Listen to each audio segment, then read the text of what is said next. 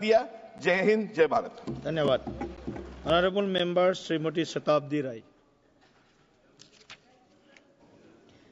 Sir, जन्म से लेके मरने तक हम लोग का जिंदगी में बहुत सारे फेजेस आते। हर एज में हम लोग का पसंद नापसंद बदल जाते, रिश्ते बदल जाते, मोहब्बतें बदल जाते, दोस्ती बदल जाते, प्रायोरिटी बदल जाते। लेकिन जन्म से मरने तक एक चीज नहीं बदलते, वो है भूख। और ये भूख जो लोग मिटाते हैं, वो किसान, उनके लिए सरकार क्या कर रहे हैं वो जानना बहुत जरूरी है। सर, 2-4 स्टेट है, उसमें 2-4 किसान है जिसके पक्का घर है, ट्रैक्टर है। लेकिन बाकी देश के किसान के पास ना घर है, ना ट्रैक्टर है, सिर्फ गरीबी है। ट्रस्ट में sir, economic survey claims output in agriculture and farmers' income has increased, but record shows that it is yet below the decade-back production. And regards for farmers' income, either no change or fall in real incomes.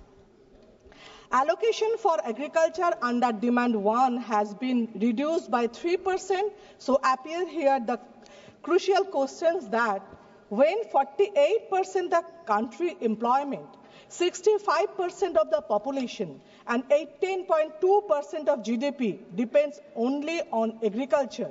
Therefore, question number 1, why there is a cut of 3% in the allocation?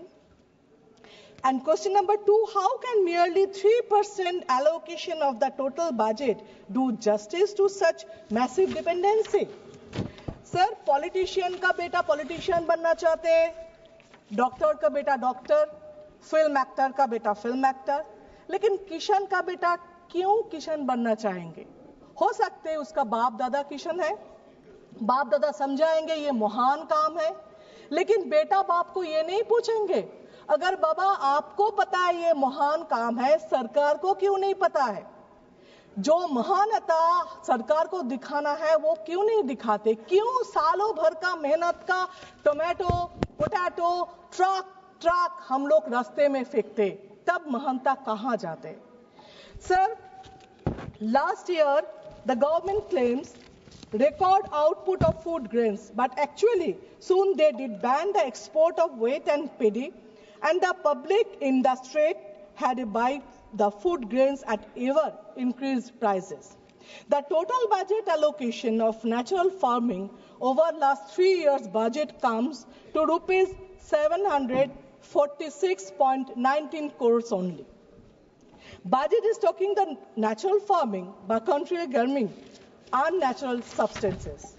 The economy survey notes expected growth in the agriculture sector in 3.8%. Interestingly, State of Indian Agriculture 2015-16 by Ministry of Agriculture informed that decade back, India had the annual average growth rate of 5% in the agriculture sector. Sir, are not the life and contribution of sharecroppers to be counted important?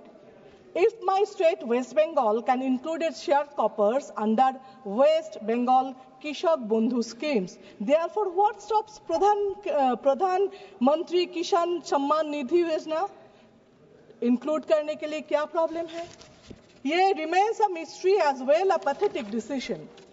Sir, we need to be serious and concerned about the distress of farmers. Perhaps due to having such poor understanding on farmers' problems, in the budget PMFBY, the crop insurance scheme has got a cruel cut-off to 23%. PMFBY charges premium from the enrolled farmers. In West Bengal, the state-run Bangla Shosho Bima schemes is a fully state government-funded scheme, for which enrolled farmers need not pay any premium. Annually 6,000 crore खर्च होते हैं state के लिए. 109 lakh farmers enrol हुआ है नया, जो ममता बनर्जी के सरकार दे रही. 18 से 60 तक अगर उसी एज में कोई किसान मर जाए, उनके लिए ममता बनर्जी 2 लाख करके देते हैं. सर, ममता बनर्जी के बहुत सारे स्कीम्स है, जिसमें एक लक्ष्मी भंडार जो 2-4 स्टेट उसको फॉलो किया। अगर ये स्कीम भी सेंट्रल फॉलो करे, इसमें कोई बुराई है नहीं, कोई शर्म है नहीं, कोई ईगो है नहीं, कर सकते हैं। Fertiliser are crucial for farmers because it covers all economics aspects, and the wisdom of government not only cuts fertilizer subsidy in the budget but also remain insensitive with the supply of fertilizer. As an example, West Bengal used to get a specific grade of NPK to the tune of 4.50 lakhs MT in 2021. The pathetic fact is, in 2024-25, the quantity of supply of the same grade was reduced to 1.33 lakhs MT. The mentioned cut in supply by the union government thus compelled the farmers of Bengal to buy high prices phosphate and potash fertilizer. 1.07 lakh MT supply करने का बात था जनवरी 2025 में। जनवरी चले गए, फरवरी चले गए, अभी मार्च भी जाने वाला है, अभी तक वहां पे मिले नहीं। अभी तक वेस्ट बंगाल में किसान के पास फर्टिलाइजर पहुंचे नहीं। सर, बहुत किसान हफ्ते नहीं, महीने नहीं, साल भर बॉर्डर में पड़े हैं। डे बिफोर यस्टरडे उन लोगों को निकाला है। मुझे ये लगता है जो आंदोलन करते हैं उनको पता है हक मिले ना मिले, लाठी का डंडा का मार तो मिलेगा, फिर भी वो लोग रास्ते में बैठते हैं क्योंकि जिंदगी का सवाल होता है। मैं ये भी सोचती हूँ, जब जिनके पास ये प्रॉब्लम सॉल्व करने का हक होता है, जिनके पास ये पावर होता है, वो जब घर में खाना खाते हैं ऐसे रूम में बैठ के, शायद कभी ना कभी उस किसान का बात याद करते हैं जो रास्ते में पड़े हैं, जो फैमिली नहीं है। अभी जूट के बारे में सर, मैं एक ही हूँ मेरा पार्टी के आज, तो मैं नहीं है सर, नहीं है, मैं बोलती हूँ नहीं है, वो दुख चले गए, मैं एक ही हूँ। जूट के बारे में बोलूं, West Bengal leads in jute production in the country. Unfortunately, jute industry is facing challenging due to the policy of Government of India in decreasing the demand in jute bags and eco-friendly packaging material. Budget has not produced any direction to jute production and schemes for assured price to farmers. Sir, lakhs of families are dependent on jute industry and stand as a perfect example of how the policy making of union government is apathetic with the farmers. West Bengal, India's largest jute producing state, accounts for 70 of the country's 93 jute mills. The union government has increased MSP to rupees 5,650 per quintal from rupees 5,335, but fact says that due to low demand from purchasers, including Food Corporation of India, the price went as low as rupees 5,000 per quintal last year. Country's production of raw jute has dropped by over 29% in the past decade. पता है sir, time कम है और हम लोग opposition में भी हूँ, सरकार का गलती बोलती हूँ, झूठ जो है वो सच क्या है वो भी बताती हूँ, इसलिए टाइम और भी कम हो जाते। यह भी पता है तारीफ करने से, वाह करने से टाइम ज्यादा मिल जाते। एनीवेज, मैं एक स्टोरी बता के खत्म करना चाहती हूँ। ये स्टोरी भी नहीं है, एक इंसिडेंट है, एक रियलिटी है हम लोग का देश का।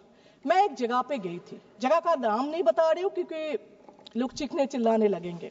वहां पे कोई बच्चे खेल रहे थे, कुछ बच्चे, उनसे देखने से पता चलता है वो गरीब है, किसी का शर्ट नहीं है, किसी का पैंट नहीं है, किसी का चप्पल नहीं है, और घर भी देखने से पता चल रहे थे वो गरीबी है। तो देखा एक बच्चे के हाथ पैर में कुछ रैशेस थे, स्किन डिजीज जैसा। मैंने उसको बुलाया, मैंने बोला ये क्या हुआ? बोला पता नहीं। मैंने बोला ये स्किन डिजीज है, डॉक्टर के पास गए थे? बोला नहीं, उनके पास तो डॉक्टर बहुत दूर की बात है, कुछ होते थे माँ शायद कोई लगा देते, हल्दी चरण ये सब, लेकिन वो फिर भी बोला नहीं। फिर मैंने बोला तुम नहाते नहीं हो? क्योंकि पता है बच्चे लोग नहाने से भागते और जो मिट्टी में खेलते शायद वो मिट्टी कीचड़ उसको लगने से वो स्किन डिजीज हुआ। मैंने फिर से पूछा नहाते नहीं हो? तो बोला नहीं। मैंने बोला देखा ना इसलिए होते। फिर मैंने क्यों नहीं नहाते हो? बोला नहाने के बाद ज्यादा भूख लगते हैं। सोचिए अगर नहाएंगे तो उसको ज्यादा भूख लगेंगे और भूख लगने से खाना नहीं मिलेगा, इसलिए वो लोग नहीं नहाते। मैं ये वो सुनने के चुप हो जाए, इसलिए मैंने बोला जगह का नाम बोले सब चीखने चिल्लाने लगेंगे आप लोग। ये रियलिटी है। अगर उस टाइम मैं सुन के मैं चुप हो गई हूँ, मैं इसीलिए बोला ये बोलने से ये चीखेंगे, ये चीखना चिल्लाना इसीलिए ये देश का है। लेकिन मैं उस दिन वो सुनने के बाद चुप रही। लेकिन मैं ये बात करूंगी सरकार को, ये सुनने के बाद प्लीज आप लोग चुप मत रहे, कुछ कहे कुछ करे, ऐसा चीखना नहीं, काम करना है।